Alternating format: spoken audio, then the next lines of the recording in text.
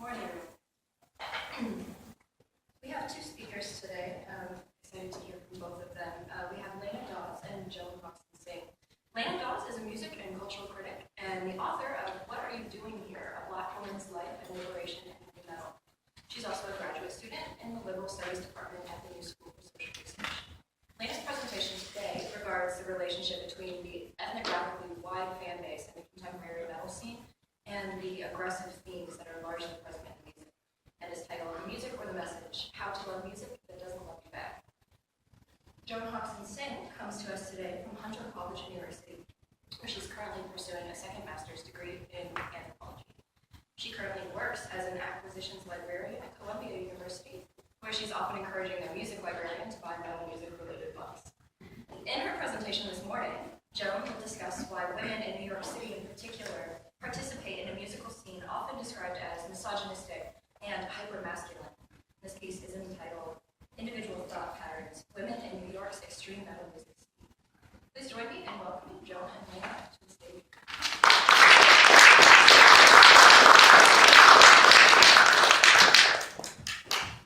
Just get the light. Thank you. Okay, so individual thought patterns within New York's extreme metal scene. This is my thesis topic, and I'm hoping that I can develop it further today. So, why study this?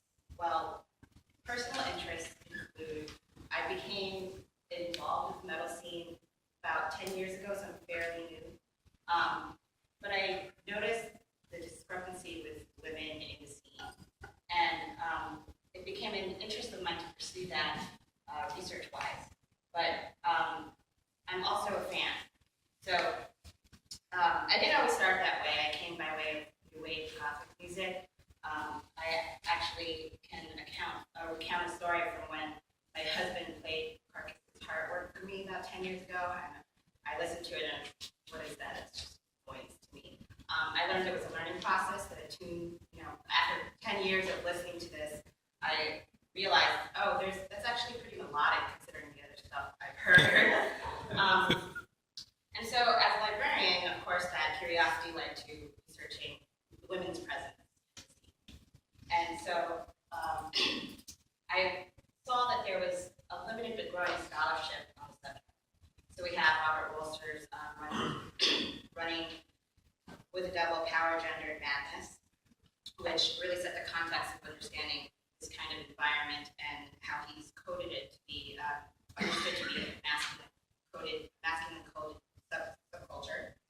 And he really emphasized masculine male superiority. We have Prensky's case study back in 2000 that surveyed women in Brisbane, Australia's metal scene.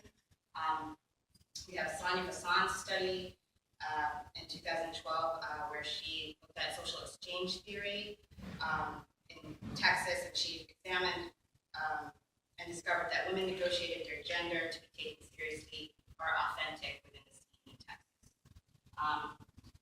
We have Hickam and Wallen's paper that cites their paper, Female Authority and Dominion, which cites how women have actually been part of the scene for some time, part of the print culture.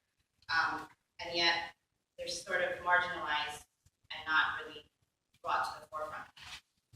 And they explore the relationship between gender and men. We also have Sarah Kiddingham's work in Canada, where she examined brutal death metal scene there, grindcore, and women's participation, both as musicians and fans. And then also most recently, Rosemary Hill's work in the UK, where she explored women's listening pleasure to challenge the notion of hard rock and metal as masculine. So you see there's work, but obviously not a lot. And coming from New York, seeing this research, I was curious, I'm from New York, where is, what's going on in the New York scene? How does this compare to Hassan's study and Kiddingham's study?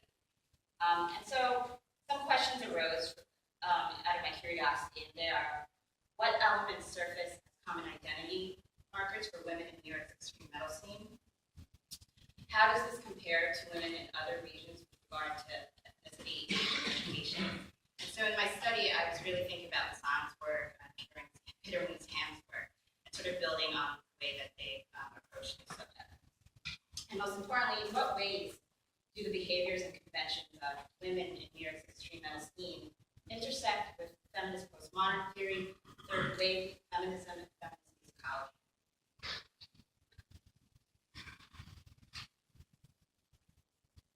And so, in implying a methodology, I'm thinking in terms of theoretical framework within third wave feminism and gender studies and performance. So I'm looking at Judith Butler's idea of performativity, as well as music scene that arose from the third wave feminist movement. Looking to use ethnographic and reflexive writing on anthropology students. This is very core for a cultural anthropology student.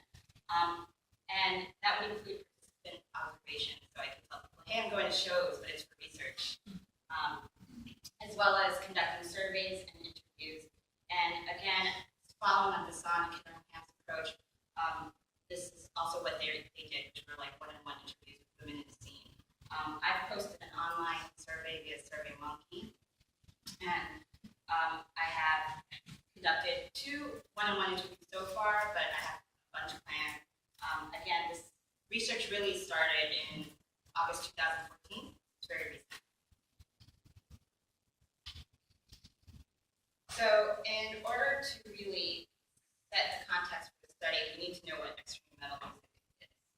And in Keith Conhar's book, Extreme Metal Music and Culture on the Edge, he defines it as a subgenre of heavy metal that is more abrasive, harsher, underground, non-commercialized style or sound really always associated with genres like thrash metal, black metal, death metal, and heavy metal. It's become this overall umbrella term for faster, more aggressive, abrasive, or heavier metal styles, often making use of guttural, harsh, abrasive singing, growling, or shrieking. Sometimes I think of how everything nowadays gets labeled extreme, like extreme sports, extreme skating. So again, it's that umbrella term that's being used. And it's often categorized as having down-tuned, distorted guitars musically, high speed, tremolo picking, extremely fast percussion, rapid double bass drumming, wall of sound, blast beat drumming, frequent tempo and time signature changes, syncopation, disturbing, interrupting, regular rhythmic flow.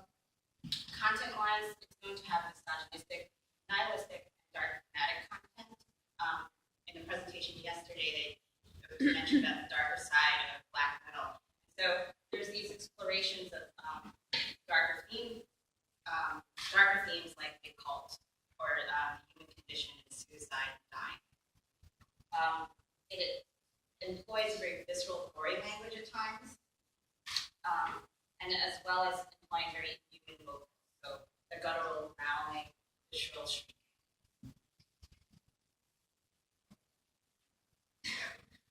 So I had presented the same presentation about 2 weeks ago for a less familiar crowd. So bear with me if my clips of the music that I play for you are very well known, but I like to set the context and showing my audience the differences between mainstream metal and extreme metal, at least from my perspective.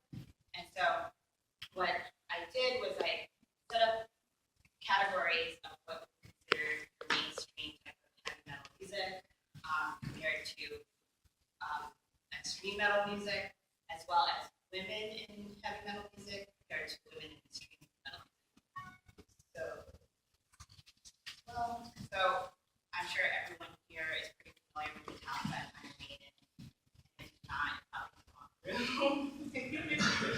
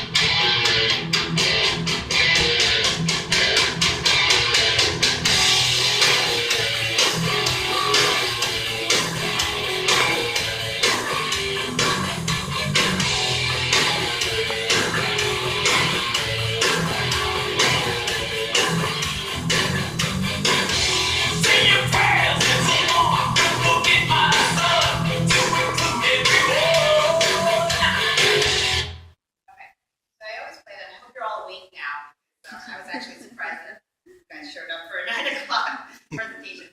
But so I like to play that clip of Metallica where the vocals come in at about a minute in, and you can hear what he's saying. You can understand the vocals.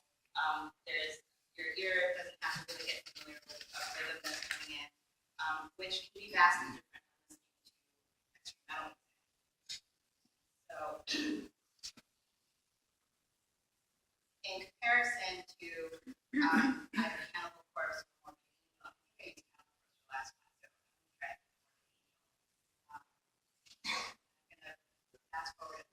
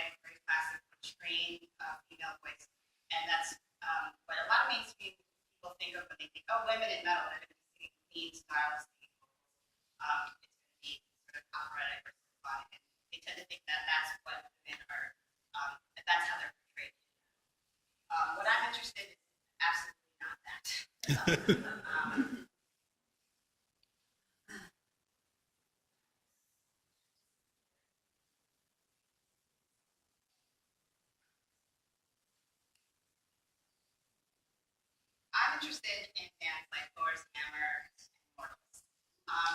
Thor's Hammer is very interesting. It's a female-fronted band, no longer together, Death Doom, early 90s, I believe, and lead singer, I'm probably going to say this wrong, Brunhild Gamsmeister. Very interesting woman came to the U.S. at a Fulbright scholarship, started this band, other musicians at like 17 years old. To me, this is very intriguing as, again, I came to the techno scene in my late 20s.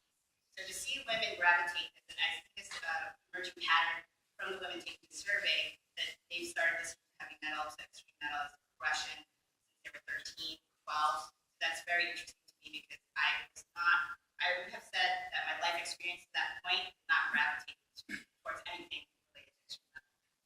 So here's a clip from Thor's Hammer song Word.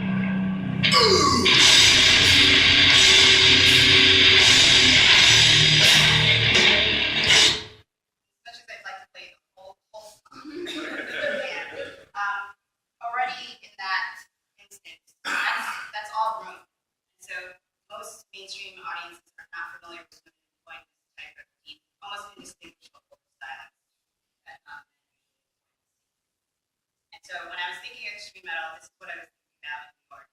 Who are the women that are listening to this type of music? Why are they participating in this scene that is considered misogynistic? What are the identity markers, if there's commonalities at all, to why these women are listening to this music? And so, to sort of understand this heavy metal genre, I've put up a Samba, and we can't even see it, but that's this family tree of subgenres. Again, within the metal community, I know it's very debatable and arguable back and forth on what constitutes a certain genre. But I was interested in seeing women who gravitated towards thrash metal, death metal, grindcore, Norwegian black, and Swedish death. So that's the context of the metal that I'm thinking of. In terms of just, aside from just seeing what emerged as patterns and commonalities, I was curious on that front, that aside from, what these women might be listening to, that were they in exploring any sort of feminist ideology because of their gender? So that brings us to the F word. It's a very loaded word. I'm learning about. I'm not a gender studies. I have a gender studies background, so I'm learning a lot about feminism and gender theory in general. But as Ellen Koskoff defines feminism in her book, Feminist Ethnomusicology, she believes that feminism is basically an essential philosophical, political philosophy, where political is taken in the broadest sense to describe both social and individual belief and action directed towards the unequal power relations based on gender. It's the advocacy of women's rights on the grounds of political, social, and economic equality, and it includes a collection of movements and ideologies. My overall research situates women who participate in extreme metal in the third wave feminism, and sort of to understand the third wave, I'll go into a very dirty explanation of the different waves of feminism. But it's important to keep in mind that feminism gets a bad rap, and we perceive movement as being something very narrow and specific and negative. And this was true in some of the responses I received on my survey. I could tell there was hesitation from certain participants on identifying feminism, and I think that's partly from being misinformed about what feminism is. I don't know if you're more familiar with Tumblr about, I think it's like photo stream about why we don't need feminism, and there's like statements that are unbelievable in there with like women holding cats and saying, I don't believe feminism is my boyfriend, I love my boyfriend. That's not feminism. And again, so feminism implies groups of angry, screaming, man-hating women of mothers or grandmothers' generation. So the waves of feminism, the first wave of feminism occurred in the 19th century to early 20th century, and it occurred in the 1840s, starting with the New York Convention for Women's Rights in Seneca Falls. The first wave was pretty much concerned about equal rights and representation in government, and it was considered to have ended when we finally got the right to vote. The second wave, which occurred in the mid-20th century, focused more on cultural and social issues. So while the first was on political and legal inequalities, women in the second wave were more concerned about cultural implications.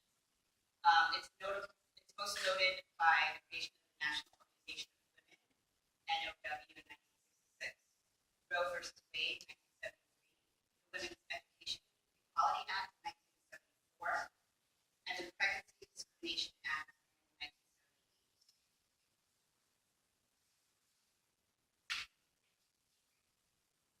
So this moves us towards what I consider to be, and others consider to be, third wave feminism, which is late 20th century and now. This is debatable. There's rhetoric going around about there being a fourth wave of feminism, which is maybe online.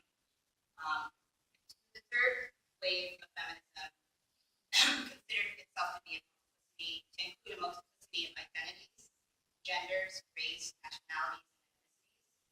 Each person had individual agency in defining and performing his or her own gender and identities.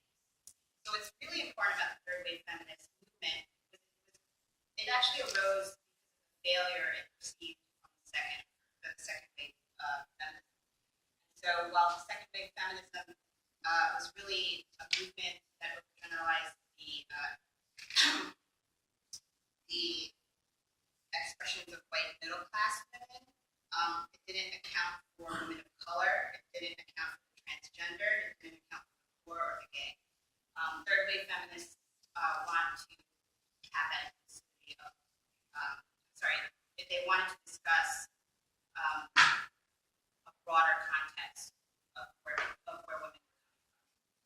And so it noticed, it addressed gender violence. Organizations formed and addressed gender violence locally and abroad. Issues like female decision, rape were addressed, are being addressed, and artistic organizations spoke out on equality, artistically in the sense of vagina monologues. And there was also a reclaiming of derogatory words. Words like slut, bitch, and whore are being reappropriated by female poets, writers, bloggers, etc., as an attempt to re-empower women. And there's more of a discussion and concerns that are coming up on the issues of sexual harassment, maternity leave policies. I don't know if you guys know, but the U.S. has the worst maternity leave policy. And reproductive rights and laws are being constantly re-examined and discussed state to state. So what does this mean, this third wave feminism and music? Well, what's really important for me was to see exactly how this fit in this context of heavy metal. And the most important movement that arose from third wave feminism in light of music was the riot girl movement, which arose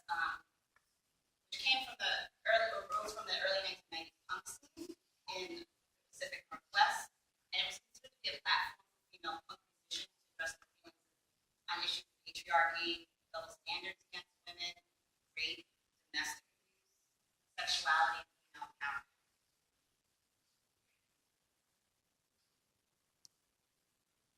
So we had very big groups of women, outspoken women, who created music that was heavily laden with feminist ideologies, like Bikini Kill, the Raincoats, polystyrene.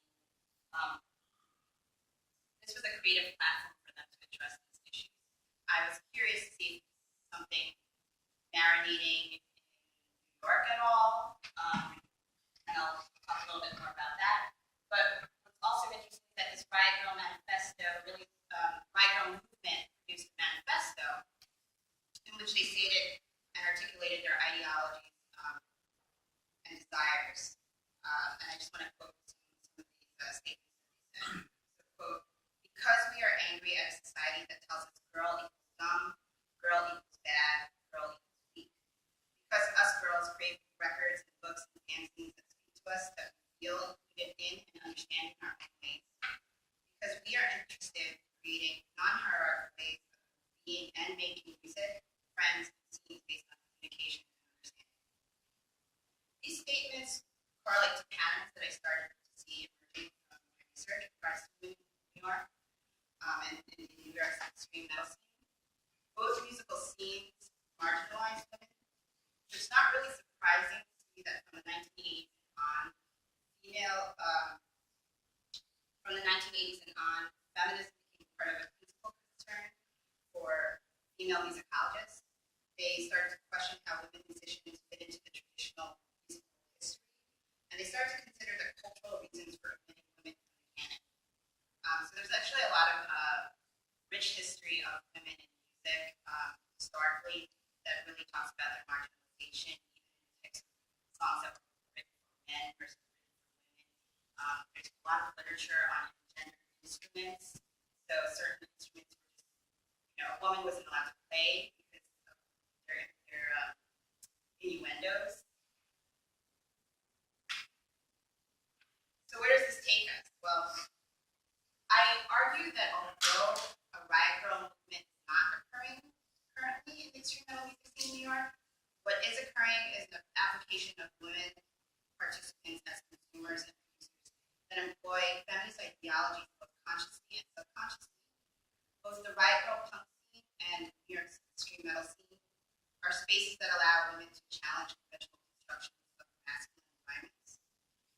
This is evidence in most of the classes I've received thus far. And here, this slide is 3 examples of New York's extreme metal scene. That upper left picture of Karen Price's. I don't know if you guys know her. Early 90s death metal band in New York. Interestingly, her band, she was the female front vocalist for the band, employed death growl vocals with clean singing. And what I found interesting about the band is mixed gender, but it's also mixed ethnicity. So she had, I think, a Chinese guitarist and a Middle Eastern bassist. So that's very interesting, and it's sort of a reflection of what you think when you think of diversity in New York. Then in the middle, we have Mortals. They're from Brooklyn, 2009, all female, again, employing that very masculine sounding vocal styles of death metal. And then lastly, I'm not sure if anyone knows of them, but they're very new, what this new to me. They came out with a demo in this past August. They're called Castrator. 5 women, all sound like they're sex men. Death metal. And what I found particularly interesting of Castrator, and you can tell by their name, is they're one of the first to put forth content or lyrical content that aligns itself with feminism. So, for example, they have in their demo a song called No Victim, which is about, it actually reminds me of Cannibal Corpse, because it's the inverted response to Cannibal Corpse and stuff. But No Victim is about a woman who's about to get raped, but takes that control from the raper and kills him at the end. And of course, language is wonderful. But again, it's that empowerment that power control that's shifting. And I haven't really seen, unless you guys can tell me, which would be great, because I would love to explore more women who are doing this in extreme metal, where the lyrical content,